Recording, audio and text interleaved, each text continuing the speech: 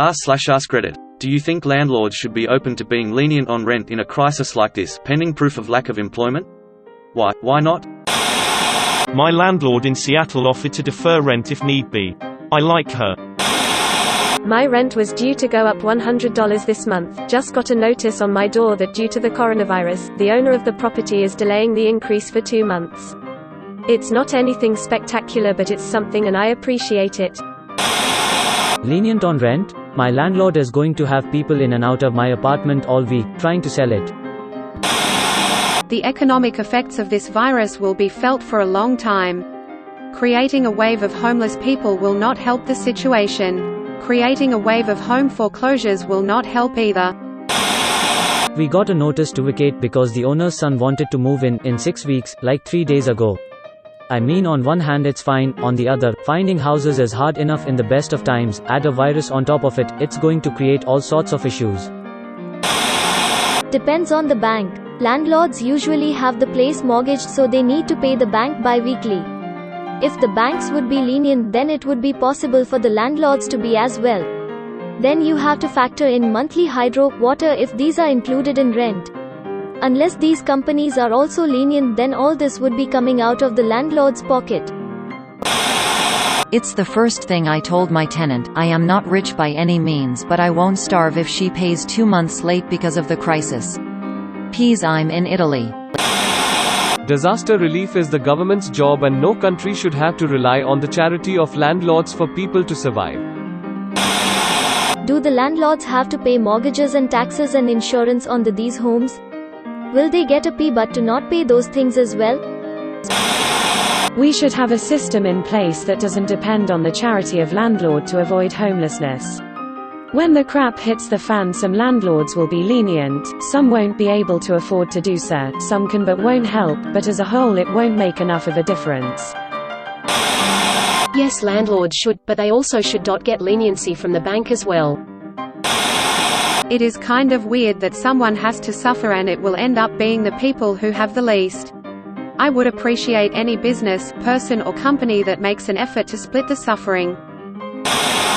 Well, if the house that is rented is mortgaged, if he don't get paid, if can't pay the loan, then the bank might do it anyway.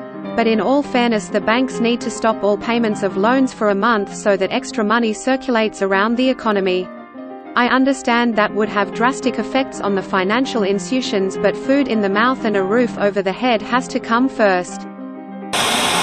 I'm a landlord and live in the fourplex I own. I know one tenant will be fine. She works for a non-profit social service agency that will be in operation. I am really worried about the young couple we have. They just barely met the income requirement when we rented to them, and now they're expecting a baby in a few weeks. I really can't afford to not collect rent from him, so we've decided if he is out of work we will offer him some. One unit is currently vacant and being repainted, etc. The sooner it's generating income, the more relaxed I can be for them. A couple of weeks ago I went out and did a huge COVID-19 shopping trip, toilet paper, canned goods, etc. I did plan to have enough to share if necessary. If my mortgage bank would give me a break, I would definitely butt it on, because karma can be a dog. San Jose is putting a pause of evictions due to loss of hours due to corona. I am all for it, but it's not like they won't still owe the rent afterwards. Puts the renter in a huge hole, but they still will have a place. Landlords are kind of screwed. I gave my tenant 1 month free and cut rent by 30% effective immediately. Yes, but it needs to go further up the chain. Landlords have to pay their mortgages, taxes, and utilities, and they need to be given grace as well in order to prevent the burden to simply be shifted to them. I absolutely think my landlord is S, but he gets paid because he gives the product, service as agreed on a handshake, my word. When I lost my last job, I applied for GovBudistance immediately to start the process to get his rent to him, and I wrote a short, polite email telling him the situation. When rent day came, I had enough to pay half, and by then had information that within 2 weeks, I would probably get welfare, so I sent him a copy of that paperwork. Then made myself apply for any work at all every morning from 8 AM to 1 PM. My tiny savings were gone and it was scary. I received one welfare check and got a job and on the right track again. If I need to do this again, so be it, but he is much less of a prick to me now. So, it isn't that he should be lenient, but he likely will choose to be. Not only should landlords not collect rent, but banks should not collect mortgage. Landlords have montage to pay and utility bills to pay. In 2008, we taxpayers bailed out banks, and we have also bailed out utility companies, so all payments to them should stop as well. Putting people on the street in a pandemic will lead to more rapid spread of the disease. These are not normal times. Think of the public health first, not business as usual. Pandemic like this showcases why a connected society cannot stay the way it has been. Embedded social reforms are needed. Banks should be ordered to halt foreclosures and waive late mortgage fees for several months. This will take pressure off landlords, who can then take pressure off tenants. Law enforcement should also be ordered to halt evictions, which, let's face it, would only make this crisis worse. Now everybody can stay put like it's best for society right now.